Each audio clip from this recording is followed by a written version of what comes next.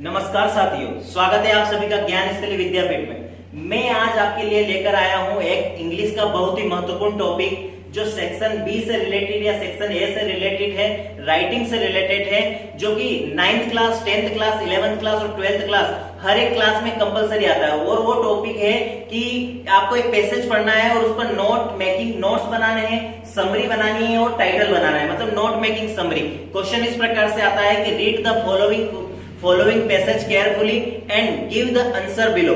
मतलब कि उनके जो प्रश्न हम पूछ रहे हैं उनके आंसर दीजिए, इस पर नोट्स बनाइए, समरी बनाइए और एक टाइटल, सुटेबल टाइटल दीजिए। अब मैं पहले ये बता दूं कि नोट्स, टाइटल और जो समरी है वो है क्या। टाइटल का अर्थ होता है कि मतलब एक आप टाइटल का अर्थ, जैसे हम कोई मूवी देख रहे हैं ना, उस मूवी का कोई नाम है तो हम उससे अंदाजा लगा सकते हैं कि ये मूवी किस बेस पर बनी हुई है, वो टाइटल। मतलब कि कोई भी काम की शुरुआत में उसका सब हेडिंग टाइटल आ रहा है। जैसे कि आप जा रहे, अगर आप हम तक आ रहे हो तो हमारा टाइटल क्या है, ज्ञान स्थली विद्यापीठ, ये है टाइटल। मतलब एक ऐसी चीज जिससे ये पता चल सके कि वहां पर हो वो टॉपिक जो है किससे रिलेटेड है, वो जो डायग्राम है किससे रिलेटेड है, वो कहलाता है आपका टाइटल।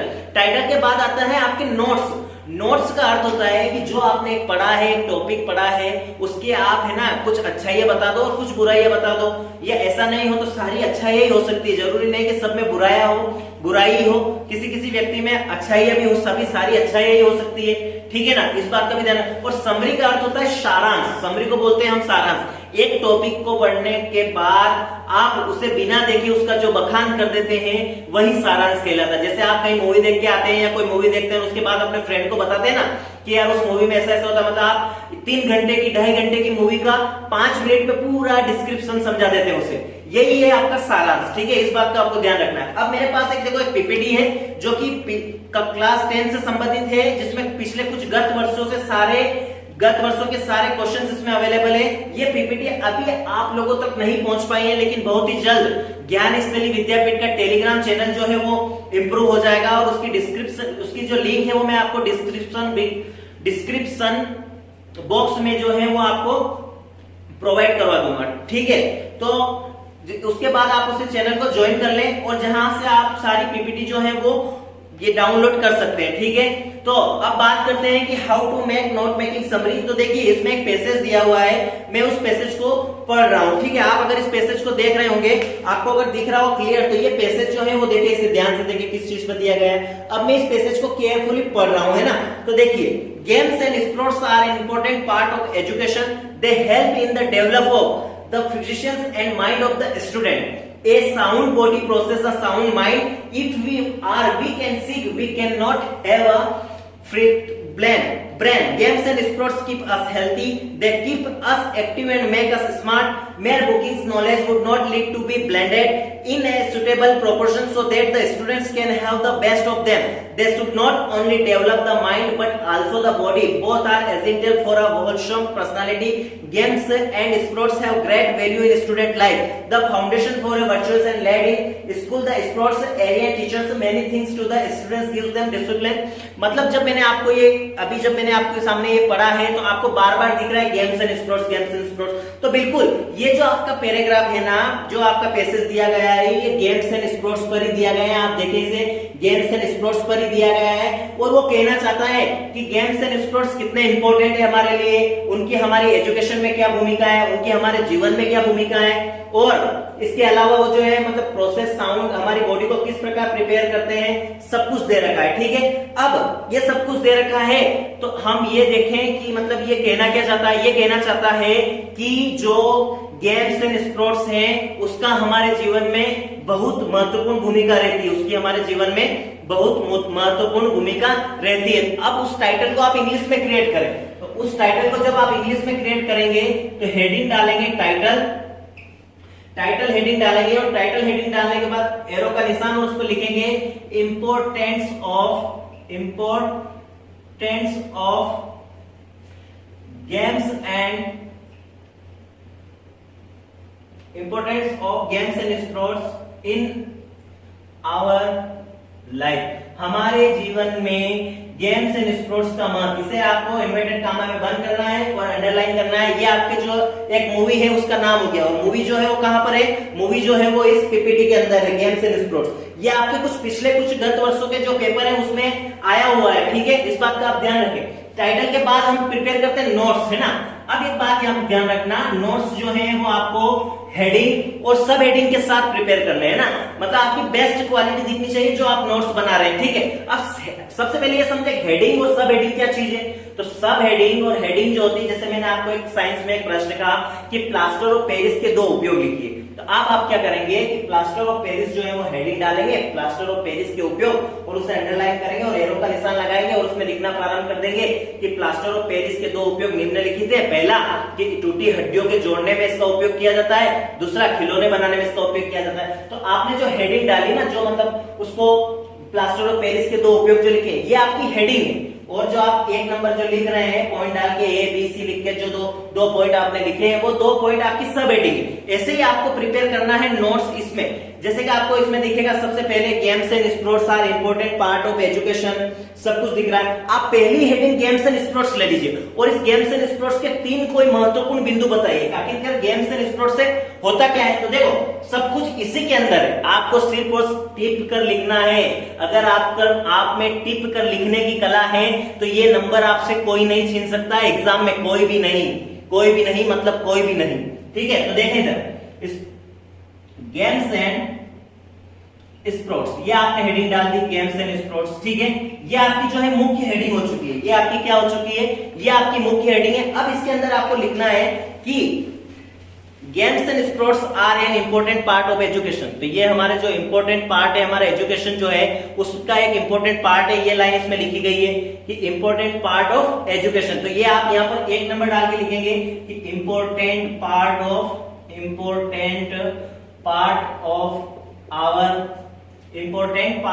Our education. ये आपकी जो है मतलब ये सब हेडिंग जो हेडिंग डाली उसकी सब हेडिंग हो गई।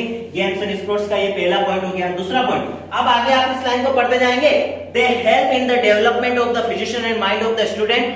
A sound body process sound mind. If we are weak and sick, we cannot have a fertile brain. Games and sports. Games and sports keeps us healthy. Games and sports keeps us healthy. Games and sports नहीं लिखना है, keep us healthy, क्योंकि games and sports आप जो है लिख चुके हैं। आज से कितना लिखें, ये 1.1 है आपका, और ये जो है ये आपका 1.2 है। ये आपकी सब हेडिंग है। 1 आपकी मुख्य हेडिंग थी 1, दूसरी आपकी इस 1 की जो है वो सब हेडिंग हो चुकी है 1.1, और इसकी जो अगली जो सब हेडिंग होगी वो होगी 1.2। तो अब 1.2 में आप लिख देंगे कीप अस हेल्थी। उसके बाद 1.3, ये कंपलसरी नहीं है 1.3,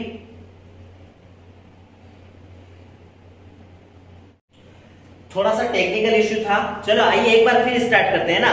देखो मैंने उस पैराग्राफ में से सबसे पहले लिखा हुआ था games and sports are important part of education, मुझे नोट्स तैयार करने थे। अब जब जो पैराग्राफ जो पूरा पैसेज ही दिया गया वो गेम्स एंड स्पोर्ट्स पर दिया गया है, तो मैं सबसे पहले नोट्स जो है वो गेम्स एंड स्पोर्ट्स पर ही बनाऊंगा। तो games and sports are an important part of education ये लिखा हुआ है, तो हमने हेडिंग डाली गेम्स एंड स्पोर्ट्स। अब गेम्स एंड स्पोर्ट्स जब हेडिंग डाल दी है तो इसका क्या महत्व है, क्या मतलब वो सारा आपने को इसमें डालना है, ठीक है। तो गेम्स एंड स्पोर्ट्स जो है उसका आप लोग 1.1 करके लिख देंगे। ये आपकी देखो हेडिंग है, ये आपकी क्या है, हेडिंग है, और ये आपकी सब हेडिंग कहलाती है, ठीक है। अब गेम्स एंड स्पोर्ट्स में आप लिखोगे कि इसमें लिखा हुआ है इंपॉर्टेंट पार्ट ऑफ लाइफ, तो आप यहाँ लिखोगे इंपॉर्टेंट है ना, हाँ इंपॉर्टेंट पार्ट ऑफ लाइफ, ये आपकी एक सब हेडिंग हो गई इसकी, ठीक है। अब 1.2 ये सेकंड सब हेडिंग है इसकी। अब आप सेकंड सब हेडिंग में पढ़ो इसे, they help in the development of the physician and mind of the student, a sound body process a sound mind, if we are weak and sick we can not have a fertile brain. Games देखो फिर आया है, games and sports keeps us healthy, मतलब games and sports क्या कर रहे हैं, हमें हेल्थी रख रहे हैं, कीप अस हेल्थी। अब हम यहाँ लिखेंगे कीप अस हेल्थी, ठीक है। आपको उसको ध्यान से पढ़ना है बस, और कुछ नहीं, उसको ध्यान से पढ़ना है और नोटिस बनाना है, कोई बड़ी महाभारत काम नहीं है ना, ठीक है। देखो इसके बाद आगे पढ़ना स्टार्ट करते हैं। They keep us active and make us smart, ये मतलब हमें एक्टिव रखते हैं और स्मार्ट भी बनाए रखते हैं। अगर आप गेम्स एंड स्पोर्ट्स में इन्वॉल्व हैं, आप बिल्कुल फिट एंड डैशिंग दिखेंगे, ठीक है। तो देखो इधर बिल्कुल they keep us active and make us smart, तो ये वाली लाइन भी आप यहाँ डाल दो, they keep us they keep us active and make us smart. ये हमें मतलब स्मार्ट बनाते हैं ना। ये देखो, ये आपकी पहली हेडिंग के सब हेडिंग बन गए। मैंने 3 बनाए, आप चाहे तो 2 भी बना सकते हैं, ठीक है। उसके बाद हम वापस हेडिंग डालेंगे, मेन हेडिंग डालेंगे। अब मेन हेडिंग हम क्या डालेंगे, पढ़ेंगे इसे वापस से कि would not lead to be blended in a suitable proportion so that the students can have the best of them. They should not only develop the mind but also the body. Both are essential for a wholesome personality. Games and sports have great value in student life. ठीक है ना। अब यहाँ पर student भी आ चुके हैं और गेम्स एंड स्पोर्ट्स भी आया है ना। अब हम हेडिंग डालेंगे games and sports and student life, ठीक है। अब हम यहाँ पर जो हेडिंग डालेंगे games and sports and student life, ठीक है। क्योंकि अब पहले हमने सिर्फ गेम्स एंड स्पोर्ट्स के बारे में बता दिया, अब गेम्स एंड स्पोर्ट्स का इसमें दे रखा है स्टूडेंट लाइफ भी के बारे में। तो गेम्स एंड स्पोर्ट्स का स्टूडेंट लाइफ में क्या महत्व है, हम वो हेडिंग डालेंगे। तो games and sports, games comma sports and student life. अब तीनों चीजें आ जाएगी ना, कि मतलब एक स्टूडेंट के जीवन में जो है वो गेम्स एंड स्पोर्ट्स क्या है, तो games sports and student life, ठीक है। ये बात हो गई। अब इसकी वापस हमें सब हेडिंग बनाना है। देखो, games and sports have great value in student life, the foundation for a virtues and led in school, the sports area teacher meant things, the students give them discipline.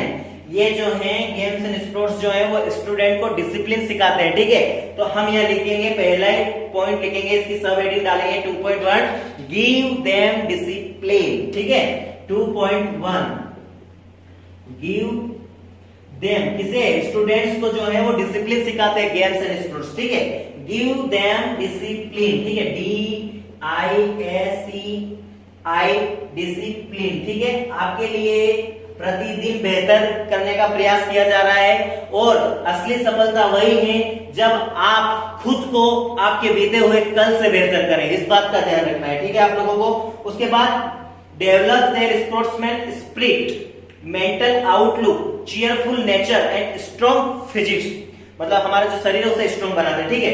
तो their sportsman spirit, mental outlook, मतलब ये जो sportsman है mental outlook भी दिखाई देते हैं, मतलब और चेयरफुल नेचर भी रहता है इनका, ठीक है ना, मतलब हंसमुख तरह का, ठीक है।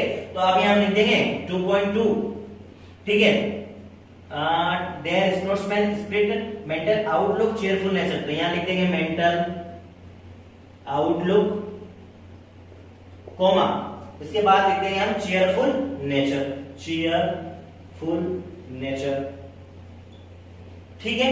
ये हो गई बात इस पे। इसके बाद एक जो है ना तीसरा पॉइंट जो है ना केवल मुख्य हेडिंग में डालना है, मतलब जो है केवल हेडिंग में डालना है तीसरा पॉइंट। मैं तीसरा पॉइंट जो है वो यहाँ डाल रहा हूं, ठीक है ना। तो देखो तीसरा पॉइंट आगे ही बढ़ते हैं क्योंकि पैराग्राफ अब खत्म होना है। All this are important traits of successful life, मतलब जो भी अभी तक हमने आपको ऊपर बताया है, जो भी हमने अभी तक नोट्स बनाए, ये सभी एक सक्सेसफुल लाइफ के लिए बहुत ही जरूरी है। यही लाइन हमारी तीसरी हेडिंग होगी कि all these are important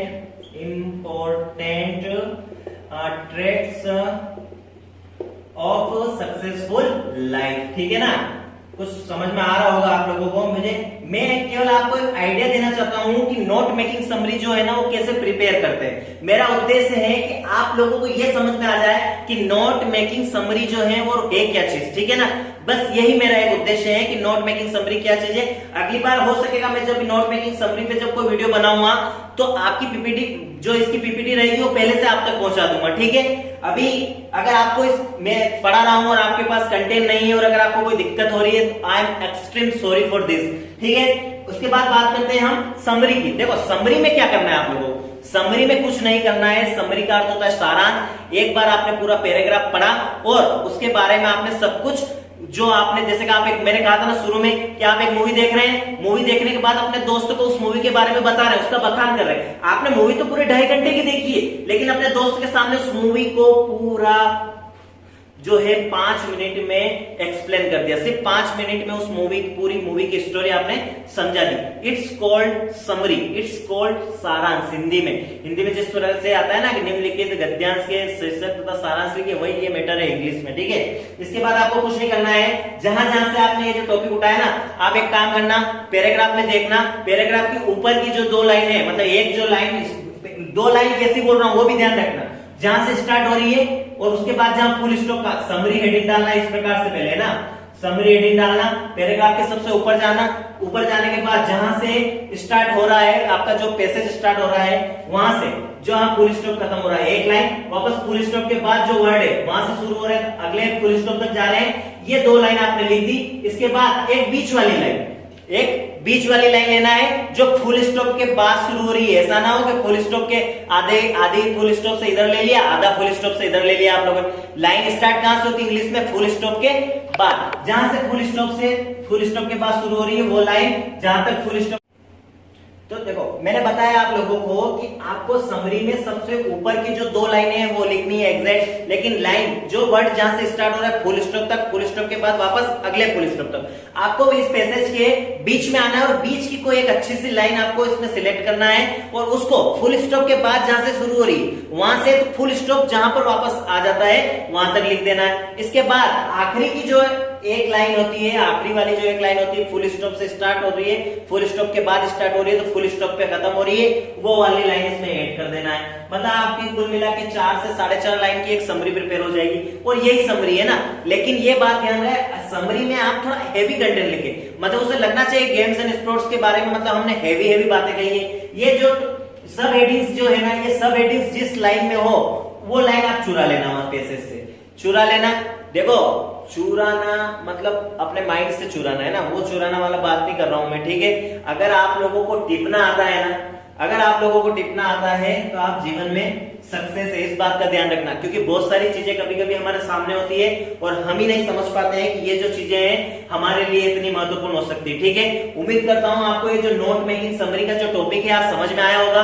और अगर ये मेरे द्वारा जो प्रयास किए जा रहे हैं, अगर आपको लग रहा है कि वाकई में एक अच्छा प्रयास किया जा रहा है तो आप इस वीडियो को लाइक जरूर करें, सब्सक्राइब करें और शेयर करें, ठीक है। इसी के साथ बाय, टाटा, अलविदा, ठीक है ना।